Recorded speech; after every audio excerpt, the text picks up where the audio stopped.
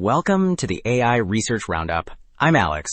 Today we're looking at a paper from the Hugging Face trending list, published on November 10th, 2025, just yesterday. This paper introduces the first comprehensive benchmark for multi-video understanding and shows that even a top closed-source model, Gemini 2.5 Pro, reaches only about 57% accuracy, while most open-source models stay below 50%.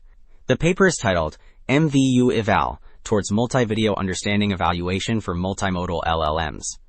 And as we'll see later, the implications for evaluation and model design are quite significant. Also, the authors shared a GitHub repo. You'll find the MVU-Eval benchmark setup, links to download the videos and QA files, ready-to-run inference scripts, and a LLM server example. There are configs for frames and resolution, plus analysis tools to aggregate results and plot accuracy. Assets and a Chinese README are included. Alright, Figure 1 illustrates what multi-video understanding demands in practice. A model must integrate information across several clips to answer one question. The panels on the left group core perception tasks, which focus on recognizing objects, spatial layouts, counts, and cross-video comparisons. The panels on the right group reasoning tasks, because the questions require knowledge use, retrieval, in-context pattern induction, and temporal ordering.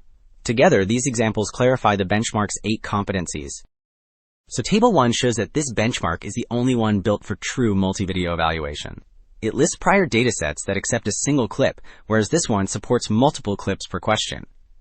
The table reports 824 questions, which link to 959 videos. Annotation combines human review with automated steps, which matters because consistent labeling and scale are both needed. The video sources also span many domains, which supports broad generalization. Alright, Table 1 contrasted datasets. Figure 2 shows how the benchmark's data get built end-to-end. The pipeline starts with video sampling and question generation, then applies leakage removal, which means stripping any textual hints that accidentally reveal the correct option.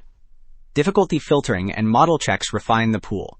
Human verification finalizes the questions, so each requires cross-video reasoning without shortcuts. Alright, Table 3 summarizes how models actually perform across the benchmark's tasks. Human experts achieve about 94%, which sets a clear headroom. Gemini 2.5 Pro leads the automated systems at roughly 58% overall. Strong open-source contenders like QN 2.5 volts L72B come close.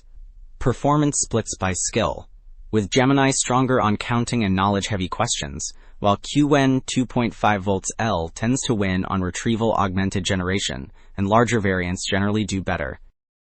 So Table 4 makes the takeaway clear. Full multi-video input yields the best accuracy at about 48%. The text description setting, where the model first summarizes each clip and then answers, comes close at roughly 41%. The multi-image shortcut lags because it loses motion cues, landing near 35%.